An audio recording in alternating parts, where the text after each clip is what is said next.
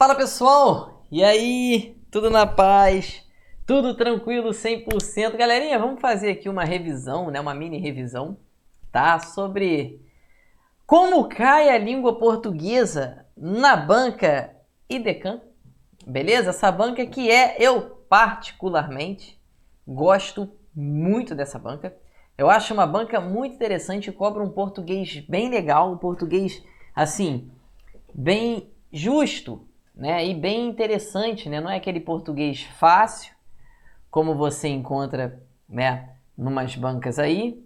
Também não é aquele português covarde, difícil, como é o português que você encontra muitas vezes na FCC, na FGV, sobretudo, né? Eu gosto, acho legal, acho uma banca interessante. Pessoal, vamos pegar aqui, provinha da IDECAM. Peguei 10 questões aqui, acredito que dê tempo de a gente brincar.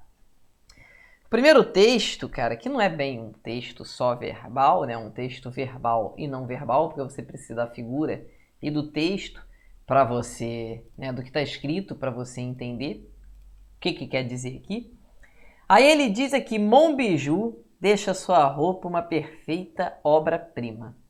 E aí, cara, quando ele cita aqui obra-prima, você entende do que ele está falando através da figura aqui que claramente está se referindo à Mona Lisa, que é, né, talvez um quadro com valor que, enfim, é inestimável, né? Não tem como você dar um preço para a Mona Lisa hoje, o quadro, né? Então é uma obra-prima, talvez a mais valiosa do mundo, não entendo muito de arte, mas acredito que sim. Mas você percebe ali, né, que você entende todo o contexto da propaganda através do texto, Monbiju deixa sua roupa uma perfeita obra de arte, e também da figura, né, do rapaz ali que é famoso, que faz a propaganda do Bombril, fazendo ali o papel de Mona Lisa, certo? Aí olha só o que ele diz aqui. O gênero textual propaganda possui como finalidade principal o convencimento do receptor. Claro, né, o cara está fazendo uma propaganda, então ele quer convencer o receptor, quer convencer quem está vendo aquela propaganda que, né, quer convencê-lo de que realmente o produto dele é o melhor produto, certo? E aí olha só o que ele diz aqui, né? O texto acima utilizou-se sutilmente para tal objetivo, o texto acima utilizou-se sutilmente do seguinte recurso. Vamos lá. Estruturação sintática. Pessoal, estruturação sintática seria o quê? Seria você colocar aqui o sujeito, né? Porque você vai analisar aqui, ó, Monbiju. Isso é o sujeito. Quem deixa, deixa alguma coisa. É verbo transitivo direto. Sua roupa. Isso é o objeto direto. Uma perfeita obra-prima seria um predicativo do objeto. Certo? Não sei se dá para enxergar bem aí, porque está muito escuro ali, mas dá para você pegar, né? Pessoal, essa estrutura sintática de ter sujeito, verbo, objeto direto, isso é um texto normal. Ele não usou essa estruturação sintática para convencer ninguém de nada. Tá correto? Então, não tem nenhuma estruturação sintática através dessa situação aqui. Agora, Léo, o que seria uma polissemia? Primeira coisa, poli são muitos. Semia é significado. Polissemia é uma palavra que pode possuir vários significados. Como assim, por exemplo? Você pega aqui, vou pegar talvez a palavra mais polissêmica da língua portuguesa, que é a palavra ponto. Porque existe o ponto que você faz no futevôlei. Acabei de sair de um futevôlei. Existe o ponto que nós fazemos no futevôlei. Existe o ponto de ônibus, existe o ponto na sutura para você suturar aqui, né, o que você tem. Existe o ponto que você ganha a partir do momento em que você acerta uma questão na prova. Certo? Aí você ganha um ponto. Anulou uma questão que você errou, o que houve? Você ganhou um ponto. Então existem vários significados para a palavra ponto. Isso é a polissemia, certo? Polissemia é isso. E, gente, não aconteceu aqui polissemia, não tem nenhuma palavra. Olha, obra-prima. Obra-prima está significando obra-prima. Uma coisa muito bem feita, uma coisa espetacular. Certo? Então, não é polissemia, não tem outro significado para a palavra obra-prima.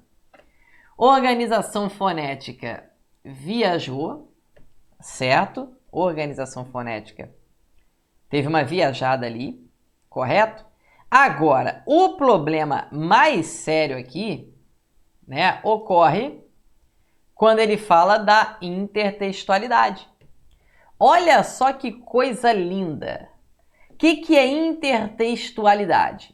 Gente, intertextualidade é quando você consegue... Olha só que questão interessante, cara, que questão maneira. Intertextualidade é quando você consegue enxergar um texto dentro de outro texto.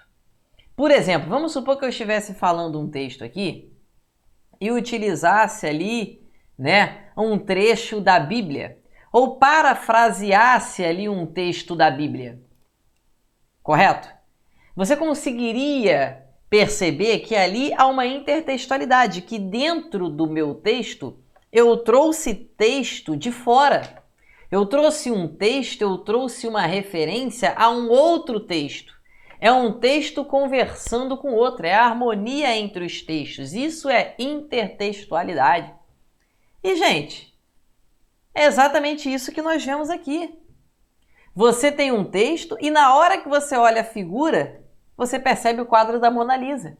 Automaticamente você já olhou o quadro da Mona Lisa. Então você teve ali uma intertextualidade. Você percebe algo de fora influenciando no seu entendimento dessa figura, desse texto, dessa propaganda. Então, com certeza, o gabarito é a letra D de dado, né? Cadê aqui? Intertextualidade. Ambiguidade sintática não existe ali. O que é uma ambiguidade? Ambiguidade é quando você fala algo, né, e dá a entender outra coisa, além daquilo que você realmente quis dizer, porque ambiguidade é o duplo sentido, também chamado de anfibologismo. Por exemplo, encontrei o aluno saindo do curso. Gente, quem estava saindo do curso? Eu ou o aluno? Né? Então, ali é uma ambiguidade sintática. Né? Olha só, o professor cobrou por uma aula que não prestou. O que ocorreu ali? A aula não prestou, não valeu de nada a aula, ou simplesmente ele cobrou por uma aula que ele não prestou, que ele não fez? Tá entendendo? Então, ali você tem o duplo sentido, beleza? A sua ambiguidade sintática, que não existe nenhum tipo de ambiguidade ali. O que há ali é uma intertextualidade, porque você está vendo uma propaganda e percebendo algo de fora, que simplesmente é o quadro da Mona Lisa. Questão relativamente fácil, mas você precisava saber o que é intertextualidade, certo? É quando um texto conversa com outro texto, beleza? Se eu estou fazendo assim, por exemplo, estou fazendo um texto sobre a sua aprovação. Aí eu falo assim, né? A questão e anulação passarão. Sei lá. Automaticamente, você já se lembra mais ou menos daquele trecho da Bíblia que está lá em Mateus. Acho que é Mateus. Que está lá, céu e terra passarão.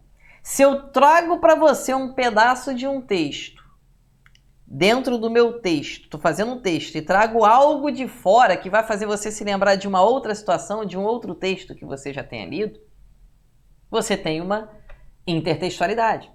Quem já viu aí aquele filme do Shrek, ou do Pinóquio, sei lá, em que o bonequinho desce, pum, e para a centímetros do chão. Automaticamente você já se lembra ali do filme Missão Impossível. Aquela cena ficou gravada na mente de todo mundo. Isso é intertextualidade, quando isso faz você lembrar de um pedaço de outro filme ou de outro texto. Certo? Vamos supor ali naquele filme Todo Mundo em Pânico. Todo Mundo em Pânico já é um filme que está zoando aquele filme Pânico. Isso já é intertextualidade. E esse filme zoa vários outros filmes, né? Matrix, Guerra dos Mundos, enfim, vários outros filmes. Então ali você tem uma intertextualidade. Intertextualidade é isso. Beleza? Vamos lá para a questão de número 2. Que diz que para que o receptor compreenda o recurso detectado na questão anterior, é fundamental que ele tenha conhecimentos prévios. É fundamental que ele saiba o que é a Mona Lisa. Que ele já tenha visto esse quadro aqui em algum lugar no planeta. Pessoal, isso é um conhecimento pressuposto. Conhecimento sintático, saber que é sujeito, predicado, nada a ver. Ter conhecimento fonético e fonológico, fone, o som das palavras, mórfico, saber o que é substantivo, o que é adjetivo, o que é prefixo, o que é sufixo. Não, ele precisa ter um conhecimento pressuposto para saber que aquilo ali é o quadro da Mona Lisa. Fácil, né? Na número 3, olha o que ele diz. O gênero textual propaganda, apresentado como texto base para essa questão, foi apresentado de modo a predominar. Linguagem verbal. O que é a linguagem verbal? A linguagem verbal é isso aqui. É o que está escrito. Certo? Depois você vai ter linguagem não verbal. O que é a linguagem não verbal? É o que não está escrito. É isso aqui. Então, isso aqui é a linguagem verbal e isso tudo aqui é a linguagem não verbal. Mas aí, o que ocorre aqui, tá, pessoal? O que vai ocorrer aqui? Repare que é impossível você entender o sentido, entender a propaganda, ser uma mistura. Você precisa ler o texto e interpretar a questão, interpretar o enunciado, interpretar ali aquela figura, para você entender o sentido da propaganda. Então, é uma mistura de linguagem verbal e não verbal, isso se chama linguagem mista. Arcaísmo e neologismo já não tem nada a ver, né? Arcaísmo é o estudo lá da literatura, certo? Ele varia aqui uma aula toda explicando para você o que é isso. E o neologismo, neo é novo, é a criação de novas palavras. Certo? Vamos ver a número 4. Na sentença, Bom Biju deixa sua roupa uma perfeita obra-prima. Há recurso linguístico que produz importante efeito textual no gênero propaganda. E assinale qual recurso tem aqui em Bom Biju deixa sua roupa uma perfeita obra-prima. Vamos lá. Performance. O que é isso? Performance. Não tem nada a ver. Performance é como você se sai bem em determinado. Espero que sua performance na prova seja boa. Não vejo nada que lhe remeta a performance ali nesse texto. Né? Enfim, nada a ver. Anacoluto. Gente, anacoluto. Eu só vi anacoluto como resposta uma vez em prova. O que seria um anacoluto? Pessoal, anacoluto seria você colocar algo na frente do texto que não tem ligação sintática com o resto da frase. Por exemplo, eu não... Foi a frase que eu vi caindo em prova. Não me importa as desonras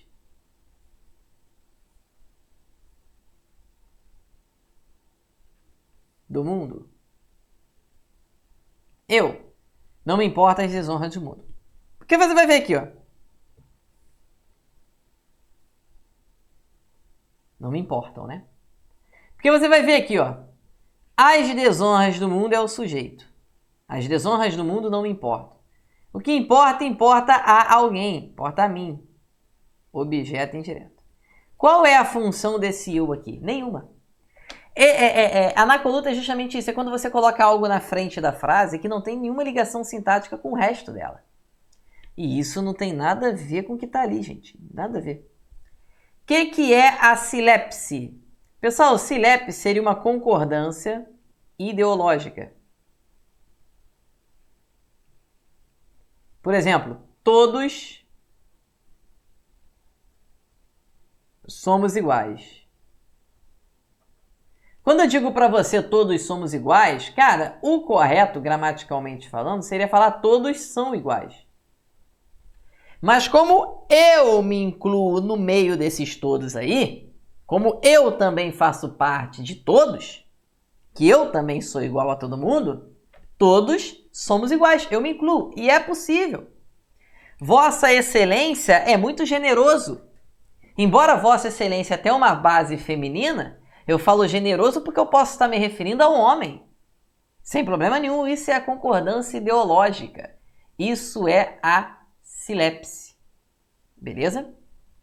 Síntese, pessoal, é simplesmente a inversão de termos. Correto? É uma síntese. É muito parecido com o hipérbato. O que existe ali, tá, pessoal? Uma ambiguidade semântica. O que é ambiguidade semântica? Semântica é significado. E a ambiguidade semântica está no significado de obra-prima. Essa obra-prima está se referindo à obra-prima a obra-prima ali da Mona Lisa, ou está se referindo ao quão bonita e tão perfeita a sua roupa vai ficar? Ou seja, qual é o sentido desse obra-prima? É essa ambiguidade semântica, essa ambiguidade de sentido que traz a você uma propaganda com muita inteligência. E acredito que uma propaganda que fez muito sucesso, que vendeu bastante. Certo? Então o gabarito ali com certeza é a letra E, em que você teve ali uma ambiguidade semântica. Certo? Veja que é uma prova tranquila, não é uma prova difícil, mas não é uma questão assim que você, né, vai ter uma facilidade muito grande. Você precisa saber nomenclaturas ali que normalmente a galera não estuda, né?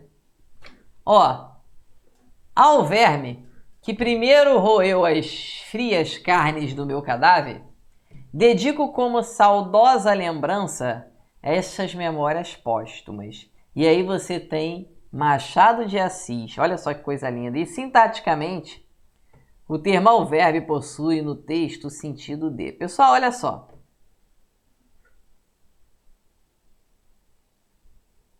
Primeira coisa que você tem que fazer numa questão dessa aqui, até eu estava pensando aqui. Primeira coisa que você tem que fazer nessa questão aqui, para perceber qual é a função sintática desse termo, é colocar a frase na ordem, porque você sabe que a frase ali está esquisita. A frase na ordem, o ideal é que você coloca sujeito, depois do sujeito o verbo, depois do verbo os complementos, e assim vai. Essa é a ordem direta da frase. A ordem direta dessa frase seria o seguinte: dedico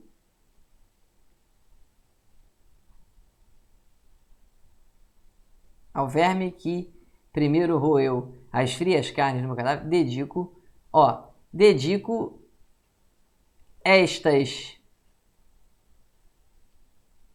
memórias póstumas ao verme. Ficou feio esse verme aqui. Olha como vai ficar mais fácil a questão. Ao verme que primeiro roeu, e aí já é suficiente. E aí você já começa a perceber que fica mais fácil, porque quem dedica alguma coisa a alguém. Dedicar é um verbo transitivo direto e indireto. Eu dedico o quê? Essa memórias póstumas. Isso é o objeto direto. A quem que eu dedico isso? Ao verme, que primeiro roeu, ao verme é o objeto indireto, ou seja, é um complemento indireto desse texto. Pessoal, eu não sei se você já assistiu a minha aula aí, teórica de sujeito, e eu falo muito disso lá. Queridos, pelo amor de Deus, não faça besteira. Viu uma frase em que está fora de ordem para você fazer uma análise sintática? Por favor, coloca essa frase na ordem, senão você vai errar, beleza? Porque é muito difícil você analisar uma frase que não esteja na ordem. Tá entendendo? É muito difícil, tá? Primeiro coloca na ordem, depois você faz a análise, do jeitinho que nós fizemos naquela aula lá de sujeito, certo? Senão vai dar problema. Olha, no texto, a ausência da vírgula antes do elemento de coesão que constitui-se um. Vamos ver o que ele quis dizer ali. Primeira coisa, olha só que questão legal. E aí você vai ter que estudar orações subordinadas para matar essa questão aqui. Primeira coisa, vamos lá entender o que é esse aqui. Ao verme que primeiro roeu. Esse que é o verme o qual primeiro roeu. Esse que é um pronome relativo. Já dá para matar a questão. Gente, se é ao verme que roeu as primeiras carnes do meu cadáver. Se esse que é pronome relativo, você pode ter certeza que aqui você tem uma oração subordinada adjetiva. Sério, Léo? Sério. Por quê? Porque todo pronome relativo inicia uma oração subordinada adjetiva. Essa oração subordinada adjetiva não está com vírgula antes do que. Isso significa que ela tem um sentido restritivo. É uma oração subordinada adjetiva restritiva. Isso significa que não estou falando de todos os vermes. Eu estou falando só daquele que primeiro roeu as frias carnes do meu cadáver.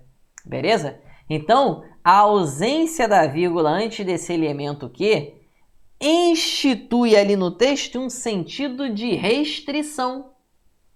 Eu não estou falando de todo verme. Eu estou falando só desse, que primeiro roeu as frias carnes do meu cadáver. Então não tem desvio nenhum. O marcador textual sintático semântico de restrição ao substantivo verme. Olha lá. Marcador exclusivo de não interrupção sintática. Tem nada a ver isso, gente. Marcador de ambiguidade, marcador de exageração. Jesus Cristo, não tem nada a ver uma coisa com a outra. Olha só como que ela bota umas palavrinhas assim bonitas, interrupção sintática, alguma coisa. Mas, gente, se você tiver um pouquinho de noção das coisas, você não vai marcar nenhuma daquelas opções, porque são opções absurdas. Então não vai falar ali, botou palavra bonita, então vai ser essa aqui o gabarito. Não, tem nada a ver uma coisa com a outra, tá? Muita calma nessa hora. Aí depois, pessoal, você tem ali o elemento de coesão que, ainda falando sobre esse que, possui no contexto a função sintática e idêntica ao do elemento sublinhado na sentença. Ele quer qual é a função sintática desse que, né?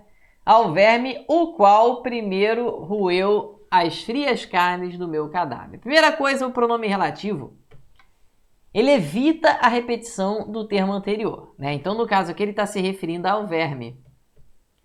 E aí, pessoal, basta você fazer a função sintática de verme dentro dessa oração, substituindo o pronome relativo pelo verme, que você vai achar a função sintática dele. E estude funções do que, tá? Tem uma aula só disso lá, beleza? Pelo amor de Deus, estuda que isso é muito importante.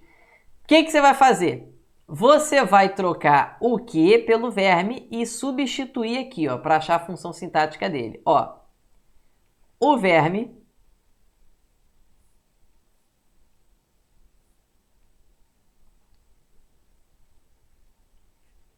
primeiro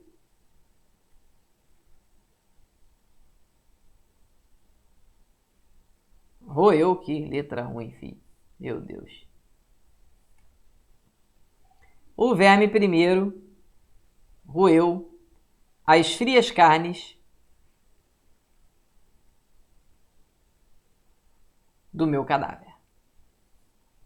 E aí, olha só o que eu fiz, e é exatamente isso que você vai fazer toda vez que você tiver a função sintática do pronome relativo. Primeira coisa é você achar a quem que esse pronome relativo se refere no texto, certo?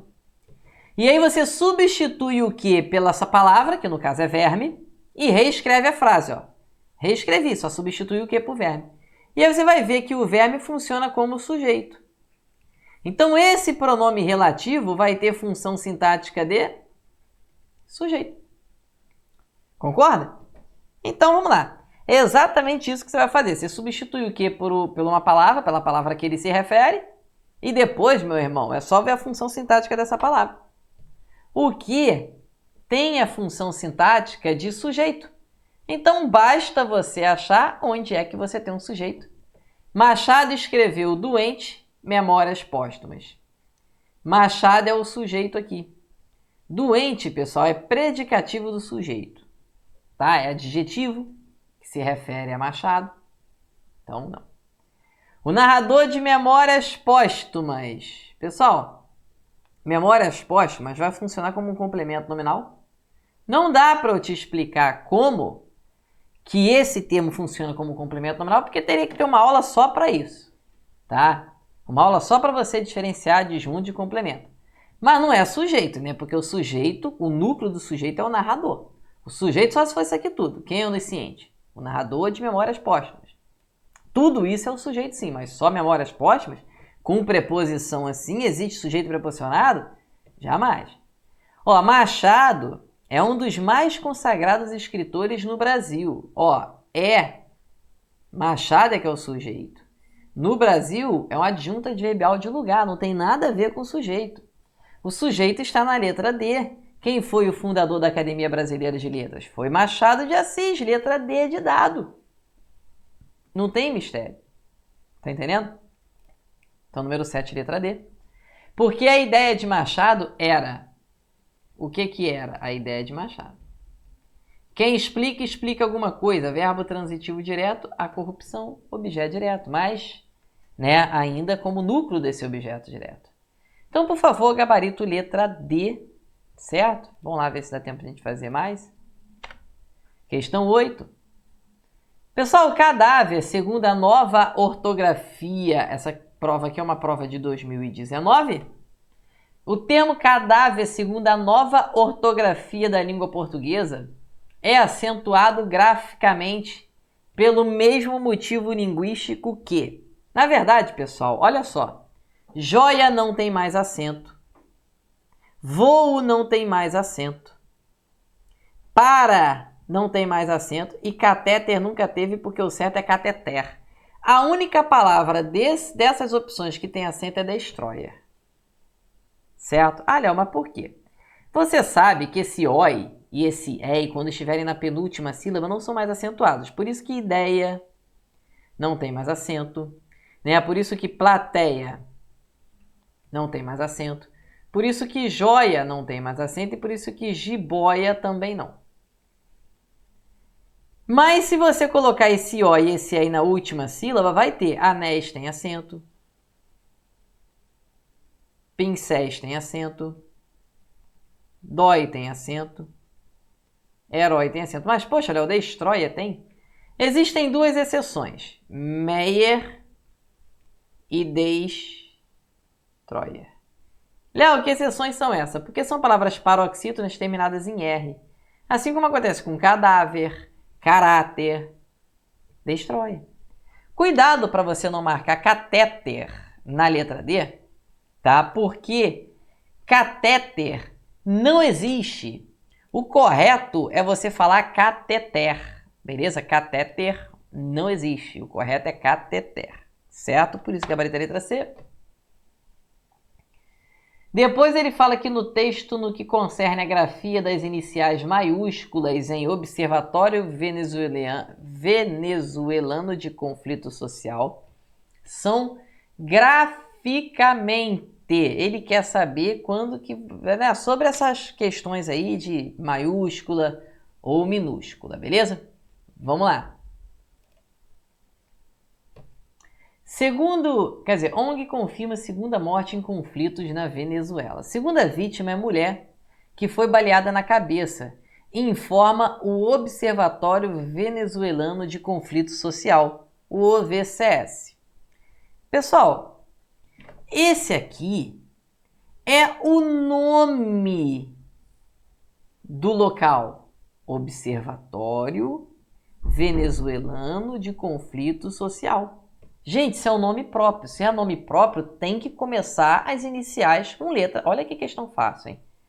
Se é nome próprio, tem que começar as iniciais. Tem que ter as iniciais ali com letra maiúscula, né?